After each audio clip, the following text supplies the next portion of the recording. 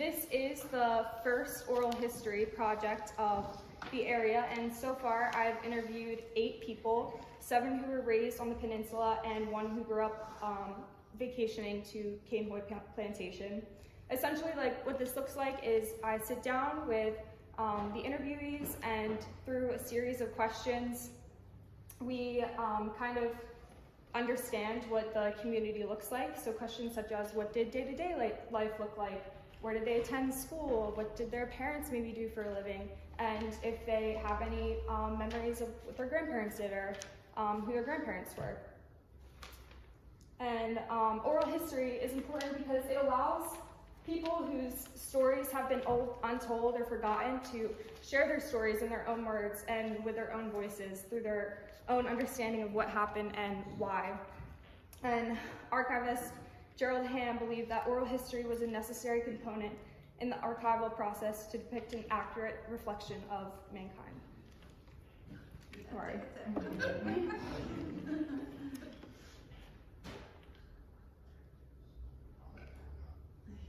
Okay, here we go. So where are we talking about? So the Cainhoy Peninsula is bounded by the Wando River. I don't know if you can see that right there, and on the Cooper River on the other side, and the creek that runs right through here, which is Bresford Creek, and it continues. There's Jack Primus, and the Cainhoy Peninsula goes all the way up to Hugie, which is right over here. And here we have Daniel Island, and in relation, you can kind of see where you have downtown Charleston, North Charleston, and Mount Pleasant area. So the location is really important because, as you can see, it's surrounded by water. So back in the day, one of the things that community members expressed that kind of was something that they didn't really like about the area was that there was problems with mobility. You really had to either take a ferry or a line boat to travel to Charleston and sell your goods, or you you had to take a ferry. You had to travel by boat.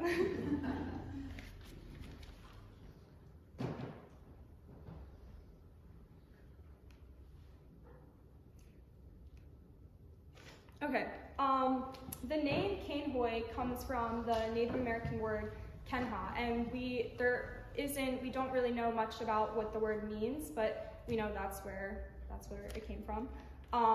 And the Cainhoy Peninsula and Daniel Island, which is originally called Edwin Island, another Native American name, have provided indigenous tribes, European settlers, and African American slaves and descendants the necessities needed to survive. Not only did the area provide fertile land to its residents, but it's also responsible for providing Charleston the materials to build the city.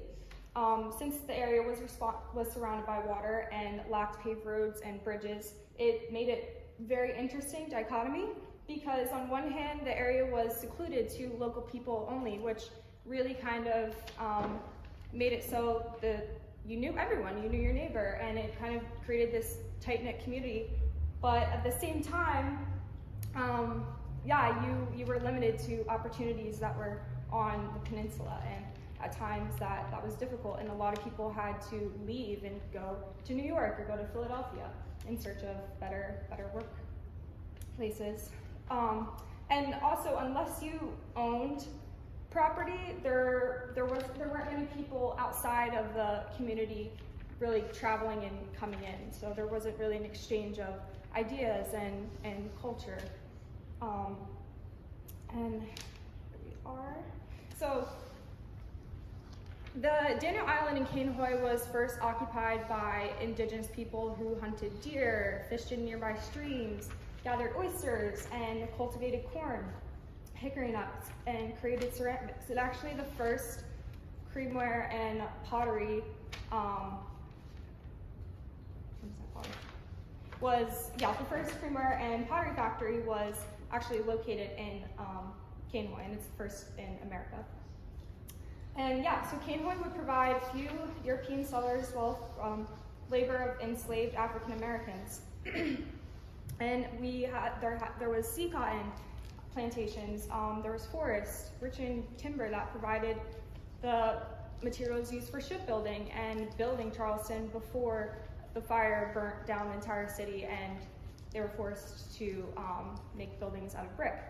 But the clay in the Wando River and in the creeks also provided the materials used to build the bricks. And agriculture and cattle farms were also really, really large. So Cainhoy is primarily inhabited by African Americans, many who are descendants of enslaved people that inherited their familial land that goes back generations. And what this is called is heirs property. So when the property is passed down by inheritance without a will or deed to land, it kind of complicates the development process because there could be multiple people that have legitimate claim to one piece of land, and depending on if they want to preserve it and keep it in the family or if they want to leave the area, it can kind of become tricky navigating that.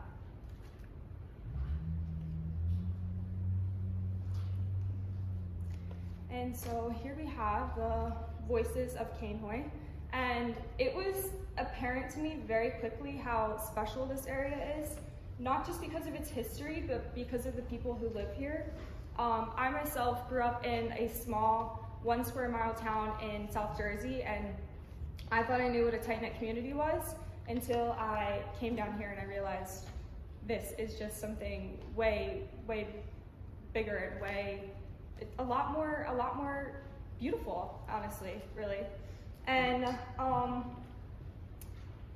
I spoke with the residents here, and at one point, I want to say 6 out of the 8 people I spoke with, almost everyone left Cainhoy and either went to Philadelphia or New York in search for better economic opportunities, and almost every single person returned back here. And I think that says a lot about the community and people wanting to raise families here as opposed to raising families in the city. Okay, so here we have Fred Lincoln. There's the man. And Fred has an incredible story and is truly a local treasure. He has done so much to benefit the community and is very involved with ensuring developers are not taking advantage of the people in the area. He is both a member and organizer of the Cainhoy Fire Department and continues to protect Benning Cemetery, as well as other African American cemeteries on the island that don't have markers on them. Fred was born in Wando on October 15th in 1944, and he attended the Keith School as a child, which first opened in 1926. He has memories of walking miles on a dirt path to attend school, and part of the daily routine included gathering wood to build a fire inside before the teachers arrived at the building. And here's a quote from Fred, kind of explaining that sense of community, and says, "With the communal concept, if you didn't make out well with one crop, you could always barter with someone who did make out well with the crop that you did well with. Everyone had chickens and pigs and cows, but they didn't have refrigeration at the time, so if you killed an animal, you would share it with the entire community." And here's a vignette of Fred. Wherever you were, you always had guidance. All the people in the community, you were their child. They could give you orders. They could chastise you. And most of all, they would feed you. And if you were around their house and it's lunchtime, they would call you in and give you whatever they had. They didn't have much, but they'll share it with you. And that type of community, as I got old, I left this community, and those are the things that brought me back, because I went into the big city, and none of that was there. You didn't even know your neighbor. And I thought about where I came from, and as I got older, that's why I wanted to be back in that environment. I want my kid to grow up in that environment. So that's why I was hard to get back home to that environment. And that was the greatest thing, was to be living in you were part of a community. And today, I still savor that. And, excuse me.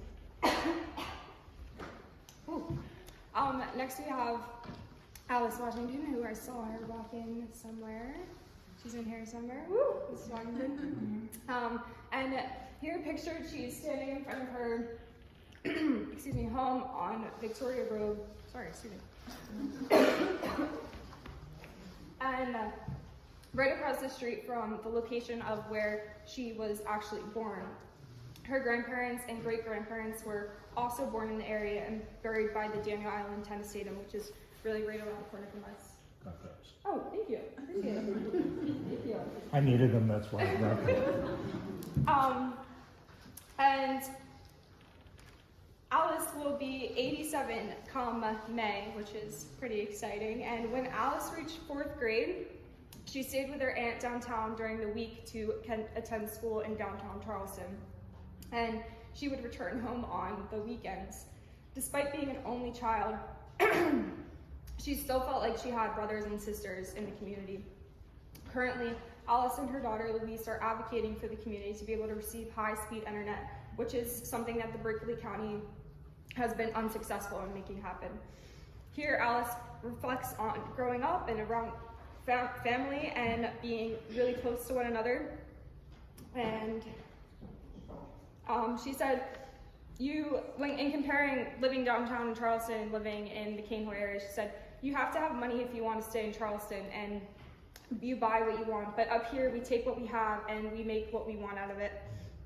It was beautiful growing up here. I raised all of my kids here, and Alice had 7 children, which I applaud her because that's a lot.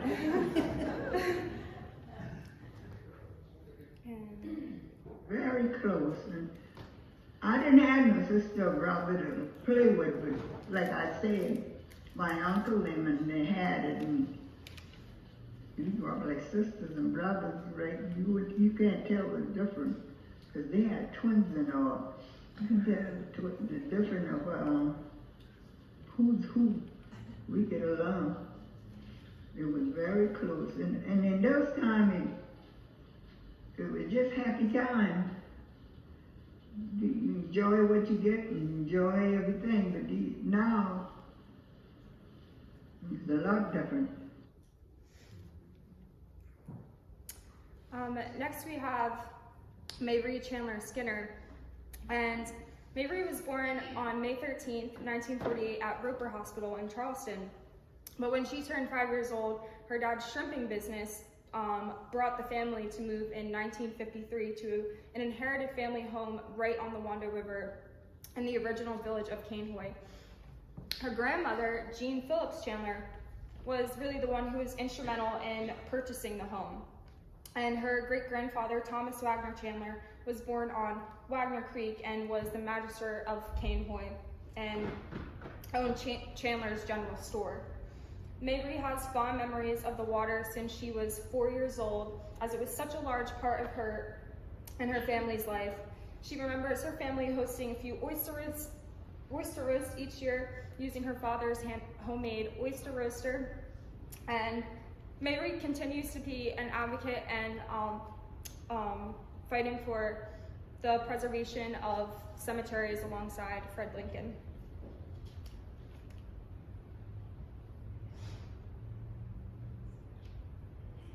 But he was our next door neighbor. Don't even ask me how to explain how I'm related to him 2 ways. We called him Mr. Josie, Uncle Josie Worship, but he had a big field, and he lived right next door to us. And his mother had planted pear trees, apple trees, grape arbors, and then they had, every season there was corn, beans, every kind of beans, every kind of fruit, watermelon, cantaloupe, honeydew, and I can remember shucking corn, and shucking corn, and shucking corn, and we'd always sit out on the porch and hoe the peas and the beans and do all that. So Daddy gave him all the seafood he wanted. And every week we'd get a bushel of some kind of vegetable or something. It was a real, and he was our relative, and we loved him. And sometimes he'd call Mom and say, "Send the kids over. I just cut a real pretty watermelon." And we'd be out the door so fast to go eat watermelon. And we'd sit by the water and spit seeds in the river. And so that's something pretty common you'll hear throughout these interviews. And people, whether their parents worked in the port or whether they worked in the fertilizer mill, almost everyone had a plethora of crops growing so that they could feed and provide for themselves. And next we have Mr. Kane Simmons, who is in the building tonight. Mr. Kane Simmons is the nephew of renowned blacksmith Philip Simmons, who lived and worked downtown in Charleston. Mr. Simmons was born in Wando on May 1st, 1948, and is the youngest of 13 children. He's born right off of Clements Ferry Road and was really, really close with his cousins growing up. His mom grew up right off of Clements Ferry Road, and his dad grew up in Daniel Island, where he worked on the fertilizer mill. Growing up, they didn't have a car, and they relied on other people in the community who did have a car to share and carpool. Mr. Simmons attended Shingler School and later attended Cainhoy Middle and High School. Once he was 19, he left for New York, and after that he enrolled in the Marine Corps, where he would soon after that return back to the area.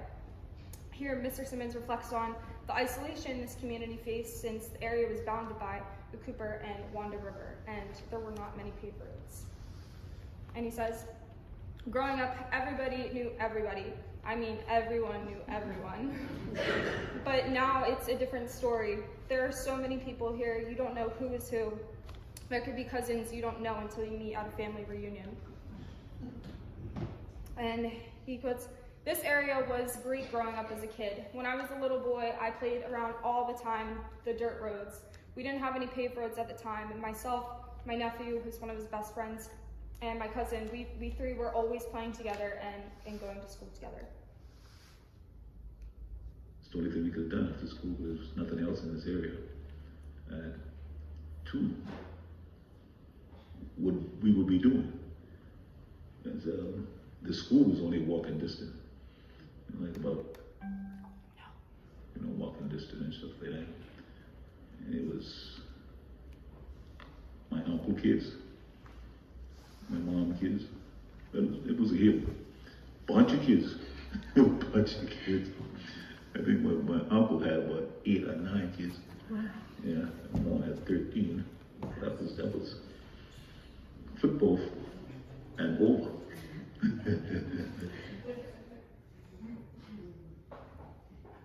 And next we have lovely Mrs. Dora Howard.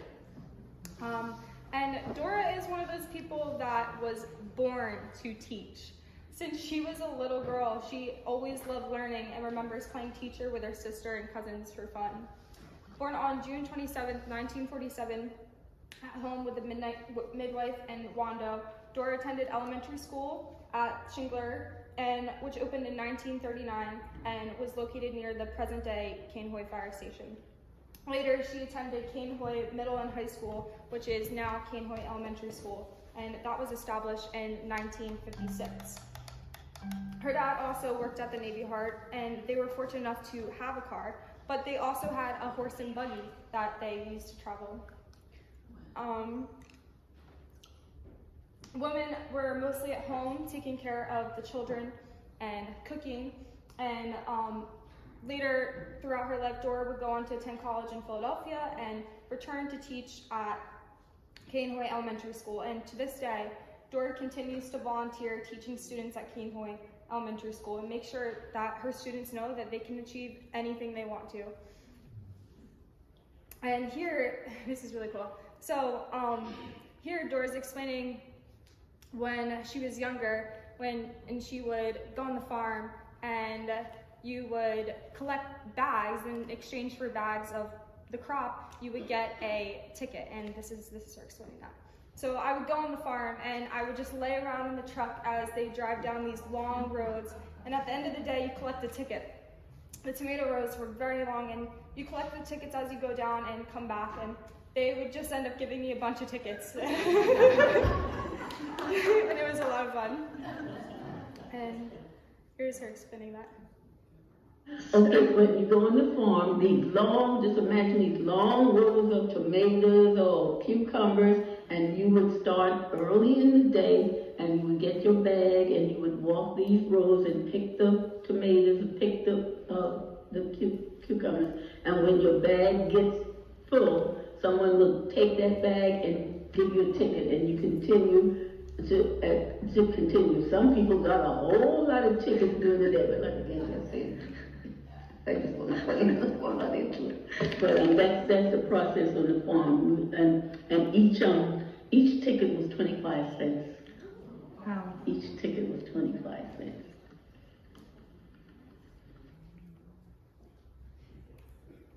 And next we have Joey Murray, who unfortunately could not make it tonight because he had work.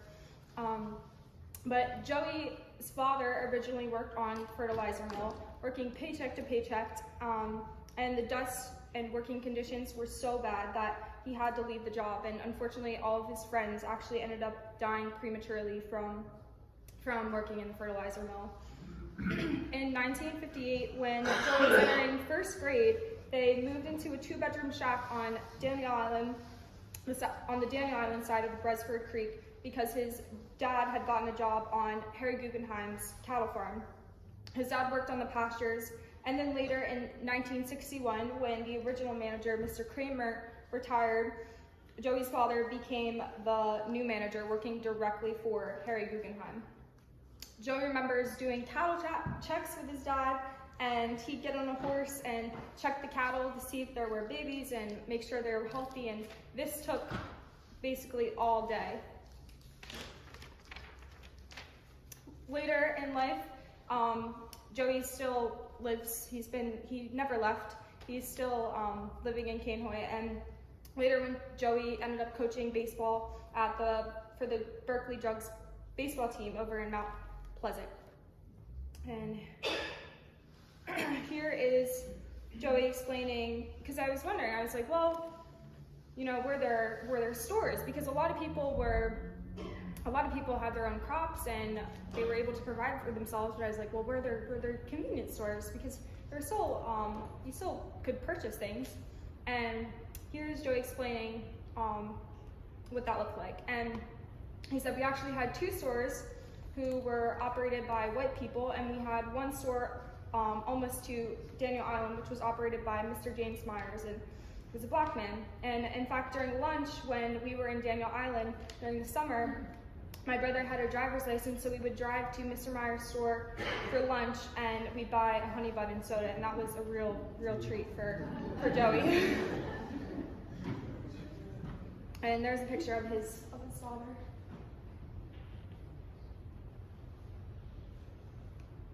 And of course, during the summer, I would grab a 5-gallon bucket and my cast net, and I would walk down to Martin Creek. Now, if you go down Clements Ferry and you pass Publix on the left, there's a little dip, a little valley. That's Martin Creek, a little bridge. At that point, the creek is fresh water. It gets brackish and then it gets fresh. In fact, my dad's mother, my grandmother, she took us in there fishing for brim because it's fresh water. Brim was a freshwater fish, and we caught a few, but they were too small, so we didn't fish in there anymore. But anyway, I would take my cast net before I got my boat and motor, and I would walk through the woods during the summer, snake-infested woods, down to the creek and wade through the creek, throwing my cast net. And I'd have a gallon jug of an empty milk jug, about half full. I'd freeze it overnight, so it'd be cold water, And I was good. I was great. I was good to go at that point. I'd walk down the creek casting for shrimp, come home and head them, and Mama would cook them. And you'll hear that often too. A lot of people had a real deep connection to the waterways, whether it was playing in the creeks or fishing. And next we have Mr. Henry Carson, who is somewhere there. There he is. And with Mr. Carson, I was in awe every second listening to his speak and recount his extraordinary life. And for turning 91 this July, his memories and detailed descriptions he provided were absolutely incredible. Mr. Carson was born July 10th, 1931, right across 41 in Berkeley County, Hugie, and is one of 11 children. Bless his mom. In his early childhood, his family did not have electricity or a car, and he remembers his grandmother cooking on a wood stove. He also remembers teaching him the process of harvesting sugarcane to make syrup. Henry attended the charity school until 4th grade, and when that closed in 1956, kids would have to walk 7 miles to get to school. To make extra money, his dad was a bartender barber. Very different.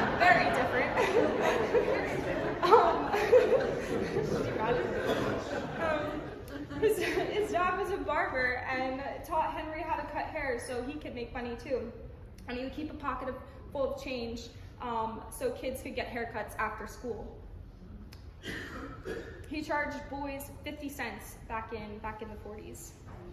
Among other ways to make money was selling cured moths, which people use to stuff pillows. And in 1st grade, there were 52 kids that began school with Mr. Carson and his wife Mary, and only 7 graduated the 10th grade, which is a pretty startling statistic. After high school, Henry was the first of the area to be in the Air Force. And after the Air Force, him and his wife Mary moved back from Philadelphia in 1980 to open up their own daycare right there in Hugie. Then in 1985, they opened the Head Start summer program, and both Henry and Mary have essentially dedicated their lives to supporting the community.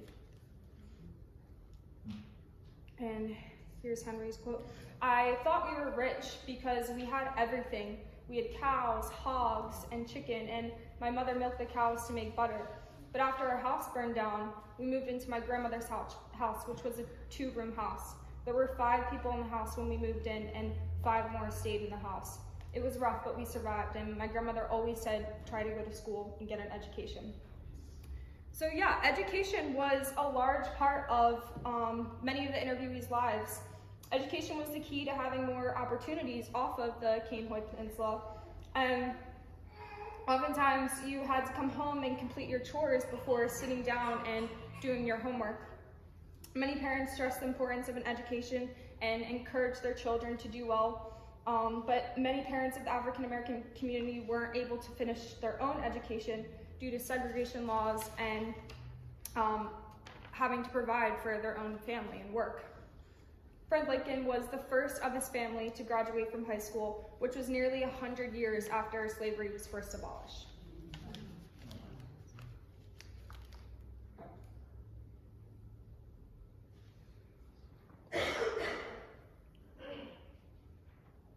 All of them were, when we were in the school, we didn't have we had teachers who, what they knew, they taught us. But the thing about the teachers, and I'm not going to say that these teachers are compassionate, they were like family. We had teachers that worked here that actually moved into the community. My 5th grade teacher, Mr. Hills, he lived right over there on Baldwin Corner Road, right there. There was a big house, and several teachers lived in that house. And when something happened in the community, they were here. It doesn't have to be school initiated. Anything they were like family, and that was our family. And Fred Lincoln quotes, "We learned whatever we could in school at that time. I didn't have a teacher that finished college until I went to the new school. All the teachers here only went to high school, and they didn't have any expertise in teaching, but they were still dedicated to us learning." have mobility. And as I mentioned before, it was really tough to get around. If you were fortunate, you had a car, but that wasn't always the case. And Mrs. Washington, who went to school downtown, sometimes she wasn't able to get a ride back to Cainhoy, and so her father would actually row a boat and pick her up from downtown and bring her back to the Cainhoy Peninsula. And she puts, if I miss my ride, and on the weekend and no one could come get me on a Friday evening, my dad would get in a rowboat and come get me Saturday morning. I'd hear a knock on the door and he'd say, hey, give me my baby. He'd put me in the rowboat and I'd be home until Monday morning. And here, Mr. Carson explains what it was like when someone who lived outside of the community returned, and explained to him how different it was and how many other opportunities there were outside of.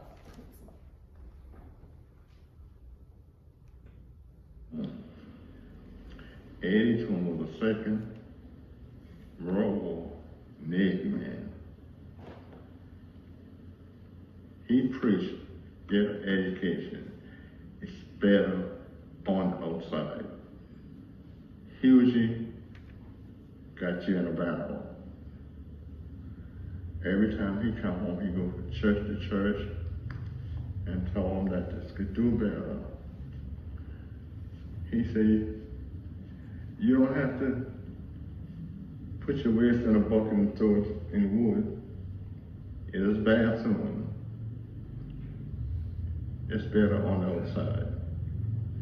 He explained to everyone, he said, I eat and sit at the table with white people.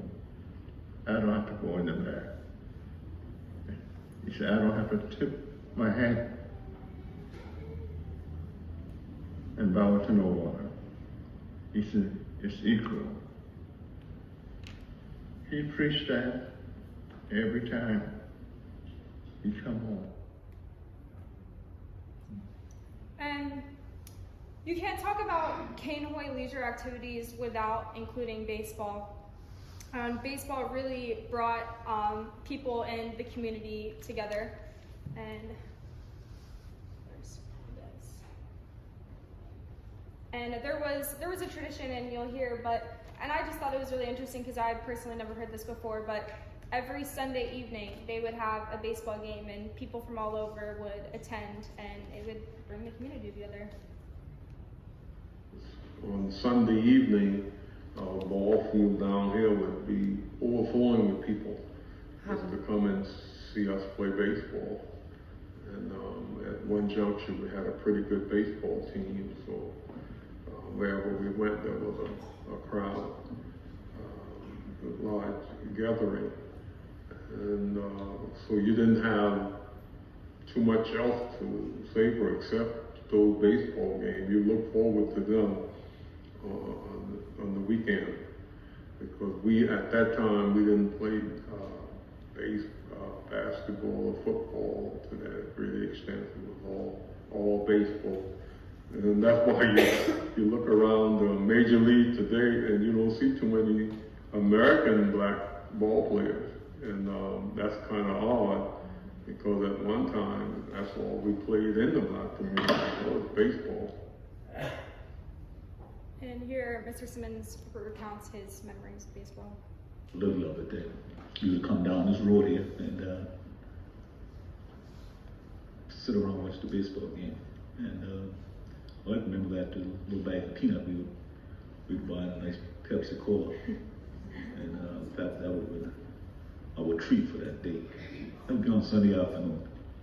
I can remember everything after that. Was as the baseball game was going on, we was playing around. So we didn't get too much of it. Right up here where, right after you pass Publix and go down, across that little bridge, that creek, Martin Creek, go around the curve, just before you get to Jack Promise Road where Daddy saw Mr. Tucker, was what we call the baseball field. We had the black community here had a baseball team. And they would play 6 Mile Black Community, which is located in Mount Pleasant, and 10 Mile had a team, and Old Joe had a team up Highway 41 in Hugie. And every Sunday, they would get together, they would take their best athletes, and they would form a baseball team. They were serious about playing. They would get together, and they would play each other. And everybody on the team would put money in a pot. And the winner gets all the money. And then they split the money between the players. The umpire holds the money, and I umpired several of their games. I actually played for the Cainhoy team. We call it the Jack Palmer's team. I actually played for them a couple of years, but I also umpired their games. And so I got to know those guys. I got to be very close to those guys. They were like, family too.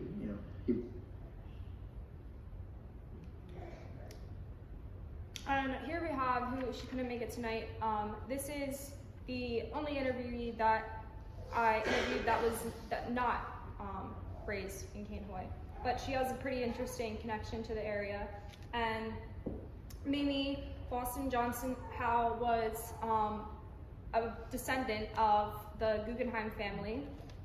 In the early 1930s, Harry Guggenheim purchased 10,000 acres on Cainhoy Peninsula and named his plantation Cainhoy. From 1946 to 1955, Guggenheim then purchased an additional 4,000 acres of Daniel Island for his cattle, and that's where Joey Murray's dad managed. Peter Lawson Johnston ended up inheriting the Harry's property, which was interesting because he was actually Solomon Guggenheim's grandson, and Solomon was cousins with Harry, and Harry had 3 daughters, so Peter ended up reaching out to Harry, and they formed a really great connection. And so when Harry passed away in 1971, he ended up giving Peter the house and the plantation. And Mimi would spend Christmas, New Year's, and Thanksgiving with her immediate family on the Cainhoy plantation beginning in 1971. And she has fond memories of hunting, fishing, and having fun being immersed in the southern environment because she was born in Princeton, New Jersey. She recounts one special memory during Christmas break when Harold Lincoln, who is Fred Lincoln's father and who was a chauffeur for Harry, invited Mimi and her family to a church service on New Year's Eve. And to this day, she says it was one of the most fun church services she's ever experienced in her entire life. Mimi hopes that the future of Cainhoy and Daniel Island looks like respectful development and consideration to the people that have inhabited the area for generations. She also hopes that the parts that cannot be developed, such as the creeks and the marsh area, can be preserved for its natural beauty. And here's a tradition that Mimi recounts. So a typical day at Cainhoy would mean a lot of hunting and recreation. So, we would typically go quail hunting in the morning, and then we would always picnic in the afternoons at a different spot where Harry had started a tradition that he would have an outdoor fire and would cook quail that we had shot, the day before. And that was a tradition that he had started that we've continued to this day. I still do it. And so as far as holidays and traditions go, while 4th of July and Easter were highly celebrated holidays, nothing really topped Christmas. And specifically within the African American community, there was a beautiful Christmas tradition where people would go around house to house and exchange goodies and treats, and almost like Halloween, but a lot better. And they would spend quality time with each one of their neighbors. And I've never heard of something like that, and I'm still trying to figure out how and pinpoint exactly when this started and who started it. So to be determined, but when I do find out, I'll let you all know. And here we have Mrs. Washington recounting Christmas memories. Christmas, and you go to people's house and get a lot of candy and fruits, cake, that good old pound cake, and homemade wine. Man, that Christmas, and my aunt could make the wine. Their wine would taste like soap suds. But I had fun with it anyway. When she would turn her head, we threw it away. But we had fun, man. Christmas, and people come to one night on our house, you could hear them singing, coming around. A whole group of people. They walk on cool. They walk to different one house and sing and have fun. But now, you don't gonna see nobody on Christmas. Hardly. Why is that? I don't know. But Christmas is not like it used to, unless you have your family member that, comes in from different state or come home or spend Christmas with you, or something like that. But Christmas ain't like it used to. We use that. And Mr. Kane Simmons quotes, Christmas was the main thing for everybody. The 4th of July and Thanksgiving were great, but Christmas was king. We would go around from not strangers, but we'd be in the same family, from aunt, and things like that. We would go to the house and stuff like that, and they would give us we'd have some cake, never no wine. Just that. And we enjoyed a little soda with it. We really enjoyed that during the Christmas time. And right now I can look back and remember a lot of it. That sounds At fun. that time, it was a lot of fun. Yeah, it sounds It fun. was a lot of fun until that afternoon. Then everybody got to go home. Everybody has to go home. Right? Everybody goes. You go your way. I go my way. And lastly, we have Fred Lincoln recounting his Christmas memories. Time was basically Christmas time, and we did something I don't know of any other community that did this. This was basically mostly in the black community. Christmas time in the afternoon, folks gathered and walked from house to house all through the community. They'll stop at one house and they'll probably sing and dance for about 15 minutes and leave and go to the next. Well, we as kids, we would follow, or we wanted to go and grab some candy off the table and go on to the next house. By the time we go around, our pocket was full up with candy. So that was the enjoyable time to go from house to house, and everybody would have food and candies for the kids, and that was so enjoyable. It's not taking place today, but we look forward to that every year. Go from door to door.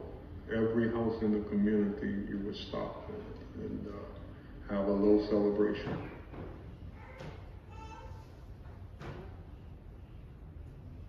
And with that pretty much concludes my presentation. I'd like to thank all of you again for coming out this evening, and I encourage you all to check out the books Behind God's Back by Herb Fraser and Daniel Island by Michael K. Dahlman. If you want a more in-depth history of the area, because seriously, this is not even a sliver, I wouldn't even consider this a sliver. And I highly recommend you to check out our archive to listen to each person's entire interview. Again, this is only covered maybe a sliver of each person's life story, and there's pretty other remarkable pieces of information in there. And I think today we're at an interesting moment in human history where we're navigating the complexities that come with our desires for development, protection of invaluable ecosystems and our sacred spaces. And it's important to recognize the history and keep it alive, because it does serve as an accurate mirror for humanity. I hope that the next time you're looking out onto the Wando River, driving over the Mark Clark 526 Expressway, or strolling through downtown Charleston, you're met with gratitude for the area that has supported life here for centuries, respect for the people who arrived here in bondage and literally built the foundations of what we encounter downtown every day, and an affinity for the people of Cainhoy.